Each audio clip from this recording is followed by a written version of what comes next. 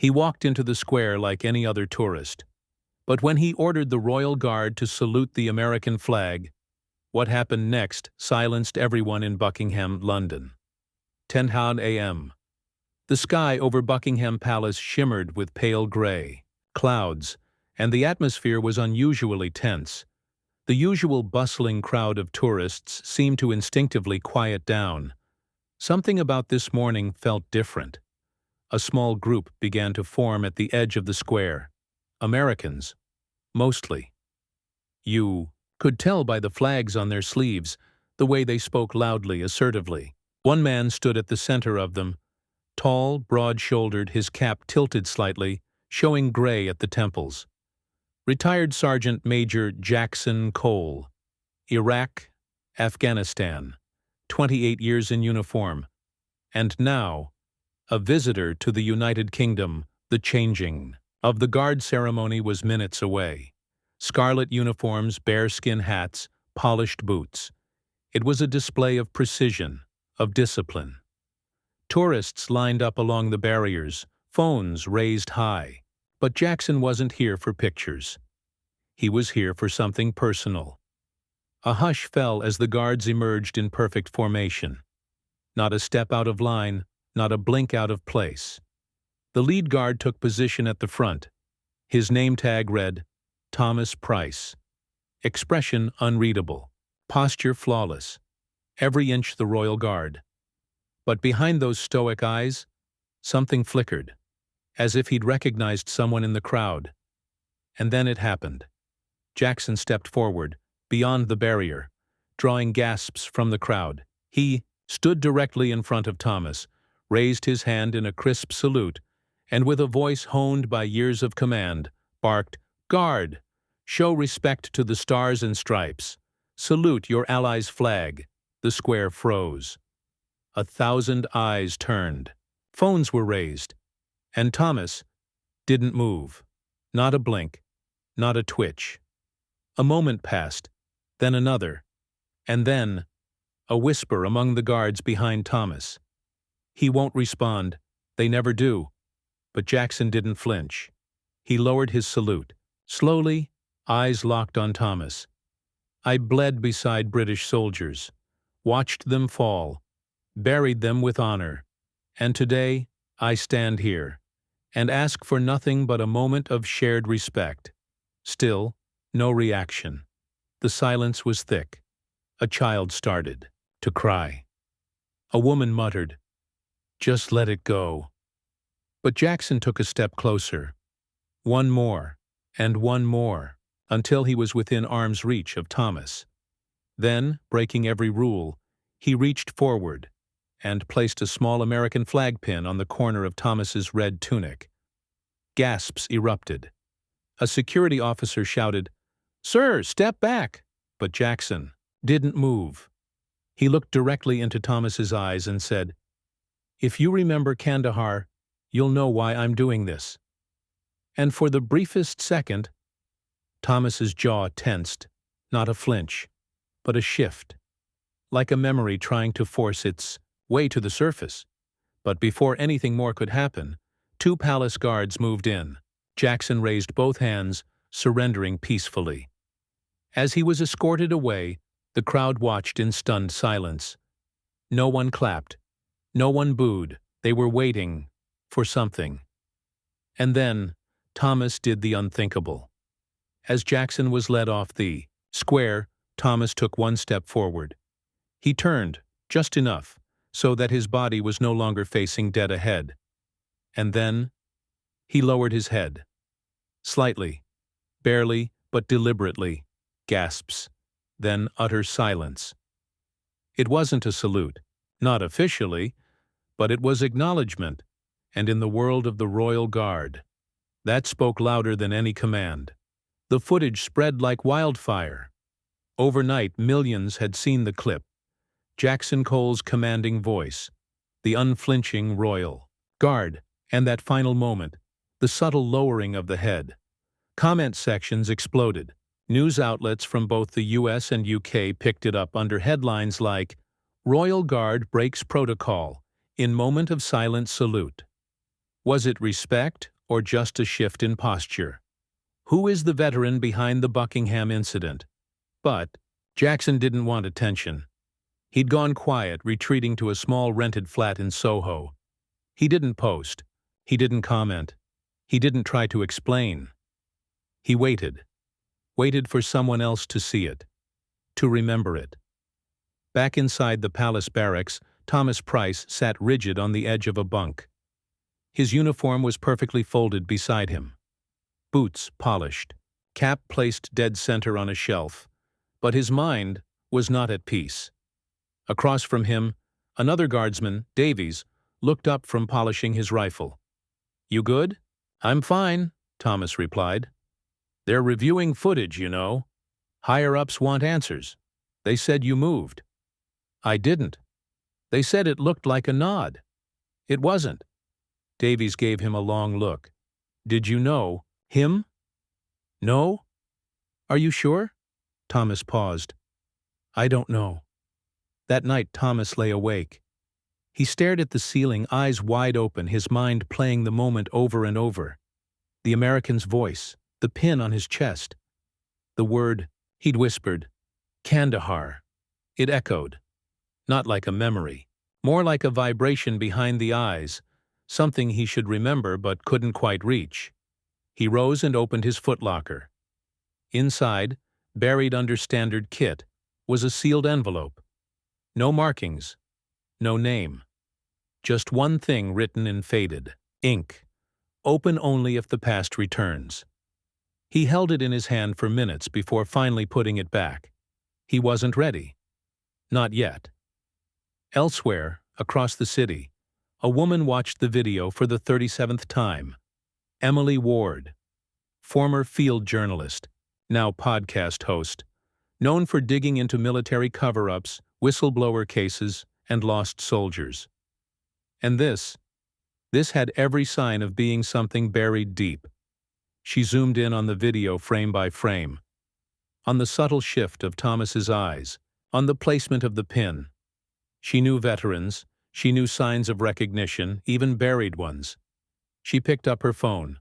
"Call Jack." "Jack who?" her assistant asked. "Jack Reynolds, U.S. Army, retired, Kandahar. He's not easy to find." "Then make it your only job until he is." Back in the States, Jack Reynolds was fishing by the Potomac River when his phone rang. "Unknown number." "This better be a good scam," he muttered as he answered. Emily's voice came through crisp and firm. "I think Thomas Price is one of yours." "What are you talking about?" "Royal Guard, Buckingham Palace. I think he served with you in Kandahar under the alias Ghostfire." Silence. Jack dropped his rod. That name was classified. "Was? You have 5 seconds to tell me how you got it." "I'll tell you everything. But first, was there a Sergeant Price in your unit?" "No." "Are you sure?" "I'm sure. Because Ghostfire wasn't a name. It was a project." Meanwhile, back in London, something stirred in Thomas's memory. He'd walked past a street performer playing a haunting flute melody. One note, sharp, high, bending, and suddenly his knees buckled. A flash, sand, blood, screams. Another flash, a helicopter lifting off. A man shouting his name. "No, not Thomas, Michael." He hit the ground, dizzy. Tourists tried to help. A woman said, "Are you okay?" He looked up, terrified. Who is Thomas Price?" Somewhere in a dim office in Westminster, a man in a suit received a red envelope marked urgent. He opened it. Inside were 2 lines. Subject 9 has been triggered. Asset risk, escalating. The man looked up, cold and calm. Activate. Containment protocol. Immediately. Buckingham Palace, internal quarters. The next morning, Thomas Price stood in front of a mirror, his face pale, eyes dark. His hands trembled as he tried to fasten the last button on his uniform.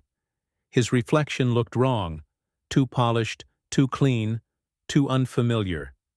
The night before, he barely slept. Not because of the media storm. He didn't watch the news, but because something inside him had cracked. A memory. Or perhaps the shadow of one. He whispered into the mirror, "Michael?" The name echoed oddly in his own ears. Outside, the palace's stone corridors echoed with the rhythmic stomp of boots. Guards passed by in perfect formation. None spoke, none questioned. The code was strict. No emotion, no deviation, no identity. Beyond the uniform, Thomas fell into step, but this time something was off. He walked in perfect rhythm, yet felt like an imposter in his own skin, and someone was watching. Elsewhere, MI5 Intelligence Office, London. Agent Claire Hart scanned the surveillance footage again.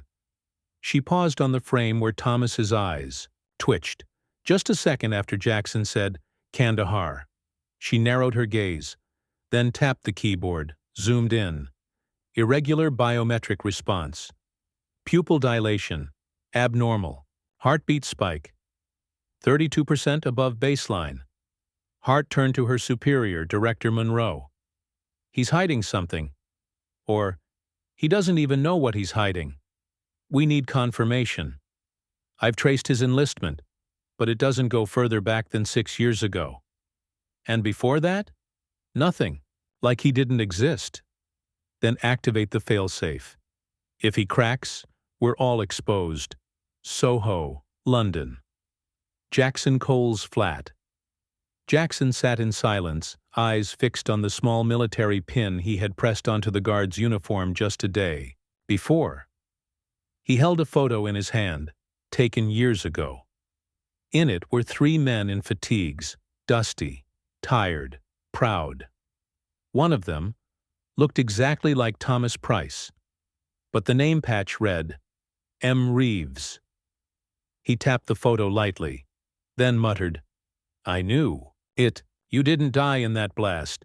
They just made you disappear." He picked up the phone. "Operator, get me Langley. Please state your clearance code." Echo Tango 90. Code Black. Connecting. Back at Buckingham. The ceremony began. Tourists cheered. Cameras clicked. The guards marched in perfect harmony. Thomas stood at the front again.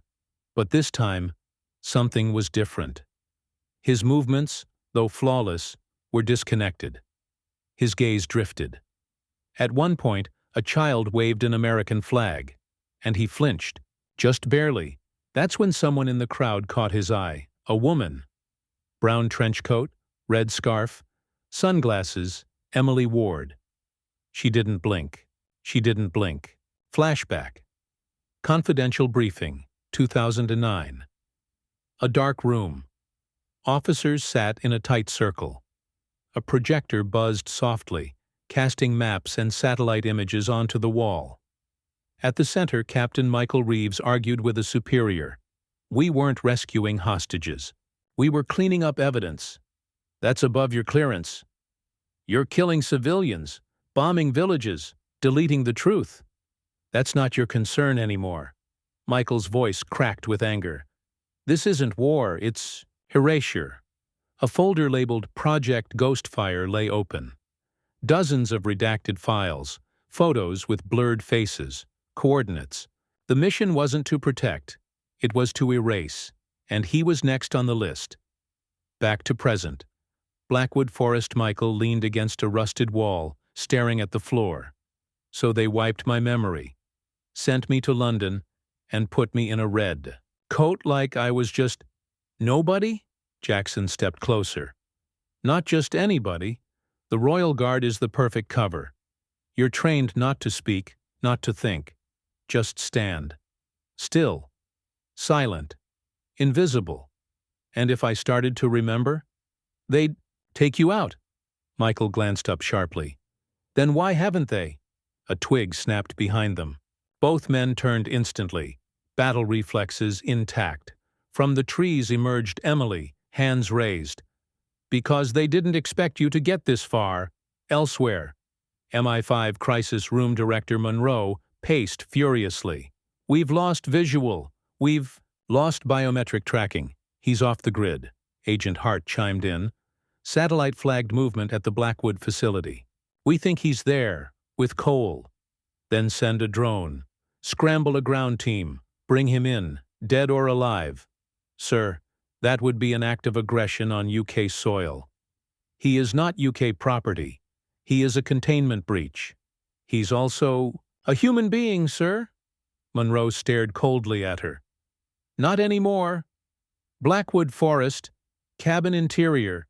Emily spread out documents on a broken table. Jackson added photos. Michael's eyes scanned them. Reports, classified ops, facial reconstruction plans, mind-wipe trial phases. All of this, just to hide a truth? More like protect an empire, Jackson replied. The truth was never the goal. The lie was. Michael turned to a cracked mirror on the wall. And who am I now? Emily stepped forward. You're the only one who remembers what they did. That makes you dangerous. And powerful.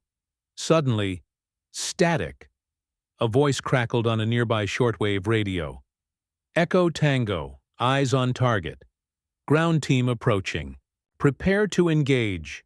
Michael snapped around. They're here. Chase scene, forest edge boots slammed against the muddy forest floor. Black-clad agents stormed in formation. Jackson, Michael, and Emily darted through trees, low and fast, shots, cracked through the branches. Jackson turned and fired, pinning the team momentarily. Emily led Michael toward a hidden tunnel, an old escape route from their training days. Down here! They slid into the darkness just as bullets struck bark inches away. Inside the tunnel, the walls were narrow, cold, lined with moisture. Rats scurried past their feet. Their breaths echoed. Michael slowed, then stopped. I can't keep running. Emily turned, startled. We don't have a choice. Yes, we do. He looked between them. What if I stop hiding? What if I make them see me? Cut to Piccadilly Square, London. Daytime tourists walked unaware. Camera crews moved for a scheduled Royal Guard segment. A familiar American flag waved among the crowd. And from the other side of the square, a man in uniform approached. It was Thomas Price. No, Michael Reeves, dressed again in red. Eyes calm, jaw tight. Purpose clear. He took his position. Still, silent, opening shot. Buckingham Palace, morning light. The palace grounds shimmered, beneath the early sun. The tourists had already begun to gather, laughing, taking selfies, waving little flags, but the air felt heavier than usual. Tense. In the center of it all, like a statue carved from stone, stood Michael Reeves, once known as Thomas Price, dressed, again in the unmistakable uniform of the Royal Guard. Still, silent, unmoving. Only this time, he wasn't just standing there for ceremony. He was standing there for justice. Flashback, MI5 briefing room. 3 days earlier, a group of top-ranking officials sat in silence. Commander Hart stood at the head of the table. He knows who he is. The containment protocol failed. Director Monroe glared. Then we stop pretending. You mean kill him? No, I mean ruin him. Present. Buckingham Palace. Gates a line of journalists began to gather. Word had spread that the viral salute moment was about to be revisited. Jackson Cole was returning. As part of an unofficial peace gesture, the American veteran who had once challenged a British guard was now invited back for a second visit. All cameras were rolling. It's all staged, Emily whispered into her earpiece, watching from the crowd. They're baiting him. Michael remained motionless. The red coat fit perfectly. But this time his eyes followed every movement behind the mirrored sunglasses. He wasn't there to be a guard. He was there to expose the game. Jackson Cole arrives. 9:12 a.m. Wearing his signature leather jacket and aviator shades, Jackson stepped out of the car and approached the gates. The American flag was folded under his arm. Cameras clicked. Reporters leaned forward. "Are you hoping for a repeat of the salute moment?" one shouted.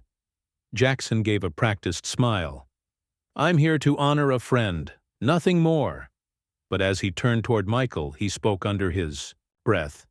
"You sure about this?" Michael didn't move. His voice was a low whisper. "Let them see it." Tension builds. Suddenly, a group of tourists started shouting, half in support, half in mockery. "Make him salute again." "Do it for America!" "He's just a puppet." One young man stepped forward, filming on his phone, mocking the uniform. "Oi, mate, give us a wave, yeah?" He leaned in too close, violating the sacred perimeter around the guards. Michael's hand shifted slightly. Just one finger. Enough for the kid to freeze. "You moved!" "Ha! Got it on film!" The boy laughed, until Michael finally spoke. Just one sentence. Cold, precise, step, back. The crowd fell silent. Even the boy stopped grinning. MI5 headquarters. Surveillance room. All eyes on the monitor. Director Monroe leaned forward, confused. "Why isn't he running?" "Because he wants us to move." Hart stood behind him. "Sir, I think he's baiting us." "Then pull the file, go public, burn him." That afternoon, breaking news. Alert headlines across the UK and US. Royal Guard implicated in military. Cover-up. Who is Thomas Price? Exposed. The man behind the salute. Classified files leaked from U.S. Special Operations. News anchors scrambled to keep up. Footage of Michael in Kandahar, blurred satellite footage, old mugshots, everything suddenly leaked, but none of it shook him, because Michael had already sent his own message. Flashback. One night prior, Michael stood in front of an old typewriter in the hidden Blackwood facility. He typed every detail he could remember, about ghost fire, the erased villages, the silent deaths, and at the bottom of the letter he wrote, "I was trained to be silent. Now I remember why." Michael Reeves. He folded the letter and sent it, not to the press, but to a child, the Afghan boy he had saved 15 years ago, now living in exile. Back to the palace, present day. The crowd had grown. Tourists, veterans, activists, and all of them now had questions. Who is he really? Was the salute fake? Why doesn't he speak? What's MI5 hiding? But Michael just stood, unmoving, dignified. Until finally, Jackson Cole raised the American flag again, and with deliberate calm, Michael raised his hand, not in salute, but to remove his bearskin hat. Gasps. Silence. He stared forward and said, with perfect clarity, "My name is Sergeant Michael Reeves, U.S. Army, retired, and I remember everything." Opening shot. Global news. Montage clips flash in rapid sequence. CNN, BBC, Al Jazeera, each covering the Royal Guard revelation. Social media flooded with the hashtag #MichaelReeves. Protesters in front of MI5 holding signs, "Truth Silence," "Unmask the Guard," "Reeves is a hero." Veterans organizations release statements of support. Parliament demands an inquiry. But then, another wave hits. New headline, Reeves Files. Maybe fake? INT. MI5 briefing. Room director, Monroe slams a folder on the table. Plant disinformation. Undermine everything. Make the public doubt what they saw. Hart hesitates. "Sir, this isn't containment. It's warfare. On one of our own." "No, he's not one of ours." "Not anymore." Hart glares. "He served. He stood silent when we asked. And now we punish him for remembering?" Monroe turns, cold. "If you can't do your job, Agent Hart, step aside." EXT. Safe house in South London. Michael, Jackson, and Emily sit in silence. A single lamp casts long shadows on the walls. The world outside is exploding, but inside, the weight is different. Michael clutches a worn photograph. The little Afghan boy, older now, smiling beside a modest shop in Turkey. The letter made it. "He knows I'm alive," Michael whispers. "That I didn't forget." Emily, watching him closely, asks, "But what now?" "You've already told the truth. They're twisting it." Michael replies, "Then we go deeper. We show the world what they fear the most, what they tried to bury." Jackson leans in. "You mean the video?" Michael nods.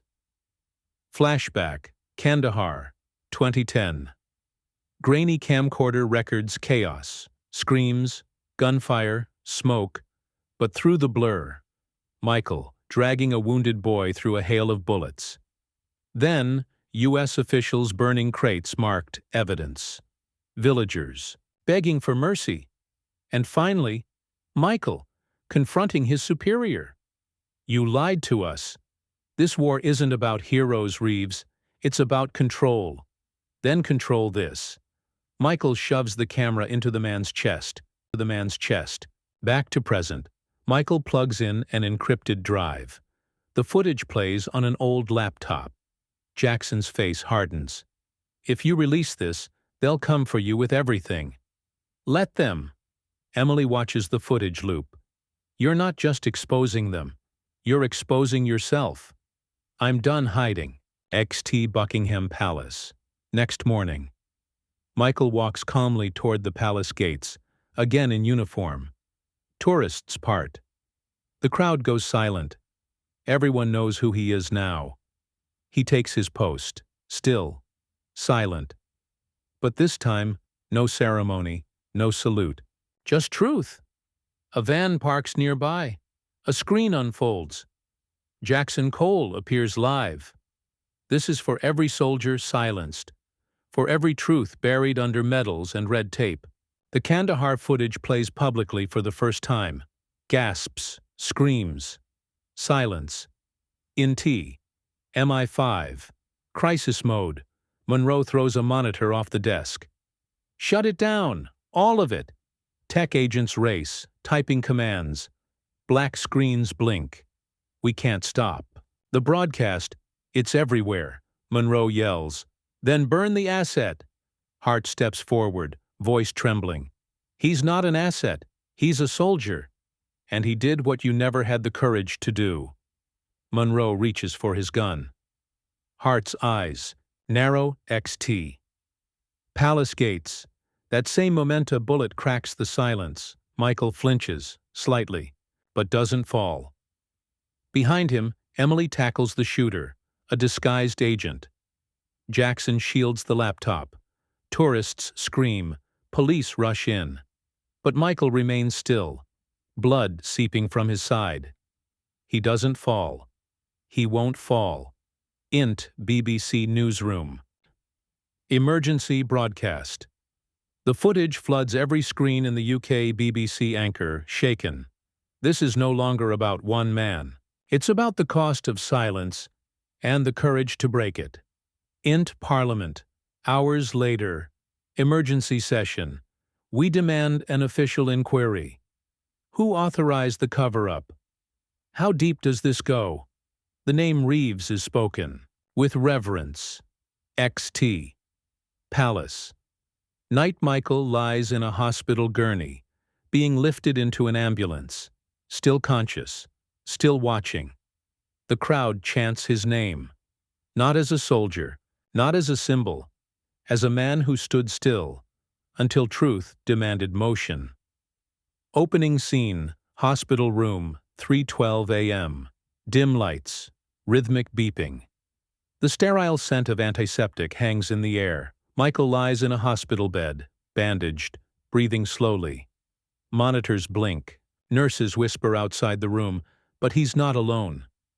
Emily sits beside him, a thick file on her lap and a tablet in her hand. On the screen, messages. Thousands. We stand with Reeves. This man spoke what others died keeping quiet. Not all heroes wear silence. She scrolls, tears quietly falling. Michael opens his eyes. You stayed. Emily nods, her voice barely a whisper. They're trying to erase you again. But this time, people are watching. Flashback. MI5. Interrogation room years ago. A younger Michael sits handcuffed. Across from him, Director Monroe. You'll never wear the uniform again. That's the price of your defiance. Michael glares back. Then take the uniform. But you don't get my silence. Present.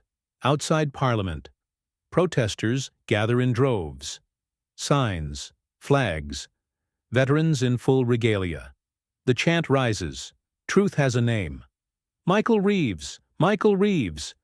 A former MP, known for his loyalty to military intelligence, holds a surprise press conference. I was part of the initial suppression. The files were real. The footage, untouched. I saw the orders. Reeves was telling the truth. The crowd erupts. MI5. Internal war chaos. Agents scramble. Monroe storms through the corridors. Lock down the archives. Delete the servers. Find every last sympathizer. But whispers spread. Some agents hesitate. Others begin copying files. They trained us to protect secrets. But no one asked if those secrets were just NT hospital. Later that day, Jackson Cole walks in. He places a small object on Michael's bedside table, an old challenge coin, one only given to men who completed black-level classified missions. Thought you might want this back, Jackson says. Michael picks it up. Heavy in his palm. Never thought I'd see this again. You earned it? Twice over, Emily interjects. They're voting tonight. Full public inquiry. They want your testimony. Michael exhales, grimacing in pain. Then get me a jacket. NT. Parliament. Later that night, Michael walks into the chamber. Bandaged, pale, but upright. The entire hall stands. Veterans salute. Even members of MI5 watch silently from the gallery. Michael reaches the center. A microphone waits. He looks out. 1,000 eyes on him. My name is Sergeant Michael Reeves. I served in Afghanistan under Operation Blackwood. And I witnessed everything they told you never happened. The room holds its breath. I was told silence was honorable, that secrets served peace. But secrets don't serve peace. They serve power. And silence? It serves the liars. NT. Press room. Same time news. Outlets broadcast live. The world listens. Veterans weep. Parents clutch photos of lost sons. The truth, once buried, now thundered across the globe. NT. MI5. Director's office. Monroe watches in silence. Hart enters behind him, quiet but firm. It's over, sir. Monroe doesn't respond. You destroyed a soldier to protect a lie. And now, the lie's what's dead. Hart lays down his badge and walks out. XT. Palace. Following morning. Michael returns, but not in uniform. This time, he wears civilian clothes. Simple. Unadorned. Tourists step aside. He walks past the guards, past the gates, and stops where he once stood motionless. Now, he simply stands still, not by command, but by choice. A young child walks up. American accent. Mister, were you really a royal guard? Michael looks down, smiles softly. No, son, I was a soldier, but I guarded something more important. What? The truth. Silent montage. Closing scene simile speaking before. The UN about whistleblower protections. Jackson publishing a memoir, Still Standing, MI5 restructured. Monroe forced to resign. The Afghan boy, now a young man, arrives at Heathrow. He meets Michael face to face. They embrace. Fade to black words appear. Some uniforms you wear for honor. Others to survive. But the rarest are those you shed to become whole again. Opening shot. Aerial view of London at dawn. The city breathes quietly. The river reflects the pale light. A new day. Voiceover. The truth didn't change the past, but it changed the silence that followed. NT, documentary studio. 1 week later. Michael sits across from a camera crew. Lights, microphones, silence. A producer leans in. You ready? He nods. Let's begin. Montage. Michael's interview intercut with archival footage. Michael speaks directly, voice steady but raw. I wasn't trying to be a symbol. I just wanted the lies to stop. Footage of Afghan villages, silent and still. Classified briefings being redacted. Soldiers in dark corridors signing silence clauses. They taught us to stand still, but never told us when it was okay to speak. Michael in training, standing motionless in front of the palace gates. Why? The moment he ordered the salute, the stunned faces. And then, the break. Int Royal Guard Barracks. Later that day, Michael returns. Not as a soldier, but as a guest. The commanding officer meets him. You're not on our rolls anymore, Mr. Reeves, but your presence is noted. I didn't come to reclaim the post. I came to finish something. XT. Parade ground. Private ceremonia. Small, unannounced gathering. No press, no tourists, veterans, former comrades, a few current royal guards. Michael stands before a folded Union Jack and an American flag. He salutes, not to either flag, but to the men who stood beside him. No words, only wind and respect. The royal guard next to him, a stoic young man, nods. They told us never to move, but you taught us when to stand tall. Michael replies, You don't have to break formation to honor the fallen. You just have to remember why you stood there to begin with. NT. BBC Newsroom. Special Report Encore. The Michael Reeves testimony sparked major reform across the British Armed Forces. New legislation now protects whistleblowers inside military intelligence. And perhaps most stunning of all, Her Majesty's Office has confirmed a posthumous citation of valor is being issued for actions never officially recorded. Cut to a ceremonial scroll bearing Michael's name and a sealed citation for bravery. Int MI5, empty office, director. Monroe's nameplate sits abandoned on a desk. Hart enters, now in a higher position. He places a new framed quote on the wall. Truth is not the enemy of loyalty. Silence is. NT. School classroom, U.S. base in Germania. Child raises their hand. Miss, what's a royal guard? The teacher smiles, opens a video clip on the projector. It used to mean stillness. Now, it means courage. She presses play. The class watches Michael's silent stand outside Buckingham Palace. Not moving, not blinking. Bleeding, but upright. NT. Bookstore. Launch event, Jackson Cole signs books. A woman asks, Is the ending true? Jackson smiles softly. You mean the last chapter? I wrote it as it happened. But what happens next? That's up to the rest of us. EXT. London. Street scene. At night, Michael walks down a quiet street alone. No bodyguards, no cameras. He stops by a war memorial. His reflection in the polished stone. Names of soldiers carved deep. Forgotten by most. He kneels. Places a hand on one. Still here, mate. A pause. Still standing. Closing scene. Michael on a hill overlooking the city. He looks out. No flags. No uniforms. Just a man who fought for silence and chose sound. Voiceover. Michael. We were told stillness was strength, but sometimes stillness is surrender. And sometimes moving is the bravest thing a soldier can do. Fade to black words. Appear. History doesn't salute the silent. It remembers the ones who broke ranks for the right reason. Opening shot. Vast quiet field, early morning. The grass sways gently under golden light. Dew glistens. Silence. In the center of the field, a memorial stone. No tourists, no guards, just Michael, standing alone. Voiceover. There are moments the world forgets, but soldiers remember. Soldiers remember. Flashback, Afghanistan. Years ago. Dust storms whip across a convoy.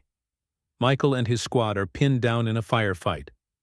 One of the men, Private Langley, young, barely 19, radios frantically for help. Michael grabs the comm. "Hold fast, I'm coming." Gunfire. Screams. Michael carries Langley on his back through open fire. A chopper lifts off. They make it. Langley lives, present. Same field. Michael kneels. He runs a finger over the engraved name. Langley. James T. Emily appears behind him, carrying a folded American flag. "He passed last year. Cancer from exposure." Michael nods, swallowing emotion. "He was just a kid. He wrote something for you. I found it in his things." She hands him a sealed letter. Michael opens it.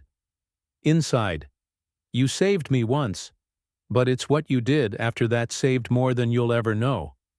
Never let them make you small again. N.T.